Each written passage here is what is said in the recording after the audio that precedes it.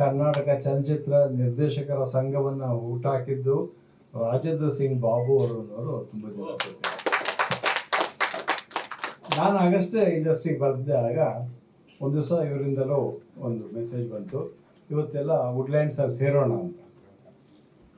ನನಗಾಗ ಇಂಡಸ್ಟ್ರಿಯ ಪರಿಚಯ ಹೆಚ್ಚಿರಲಿಲ್ಲ. ನನಗೆ ಪರಿಚಯ ಇದ್ದಿದ್ದು ಲಕ್ಷ್ಮೀನಾರಾಯಣ ಅವರು. ಅವ್ರ ಜೊತೆಗೆ ನಾನು ಹೋಗಿದ್ದೆ ವುಡ್ಲ್ಯಾಂಡ್ಸ್ಗೆ. ಅಲ್ಲಿ ಬಂದಾಗ ಆಗ ರಾಜೇಂದ್ರ ಬಾಬು ಅವ್ರ ಪರಿಚಯ ಇತ್ತು. ಅವರು ಅದರ ರೂಪರೇಷೆಯನ್ನು ತಿಳಿಸಿ ಯಾಕಾಗಿ ಈ ಕಾರ್ಯಕ್ರಮ ಬೇಕು ಅನ್ನೋದನ್ನು ಹೇಳಿದರು, ಯಾಕಾಗಿ ಈ ಸಂಘ ಬೇಕು ಅನ್ನೋದನ್ನು ಹೇಳಿದರು.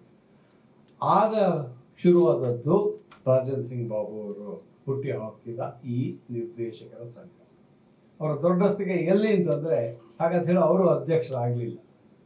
ಪುಟ್ಟಣ್ಣ ಕಣಗಾಲ್ ಅವ್ರನ್ನ ಅಧ್ಯಕ್ಷ ಸ್ಥಾನಕ್ಕೆ ಸೂಚಿಸಿದರು. ಪುಟ್ಟಣ್ಣ ಅವರು ಆರಂಭದ ಮೊದಲ ಅಧ್ಯಕ್ಷರಾದರು ಕನ್ನಡ ಚಲನಚಿತ್ರ ನಿರ್ದೇಶಕರ. ಆನಂತರ ಆ ಥರ ತುಂಬ ಕನ್ನಡ ಇಂಡಸ್ಟ್ರಿಗೆ, ಚಿತ್ರೋದ್ಯಮಕ್ಕೆ ಅಗತ್ಯವಾದಂಥ ಅನೇಕ ಇದನ್ನು ಹಮ್ಮಿಕೊಂಡು ಬಂದವರು ಬಾಬು.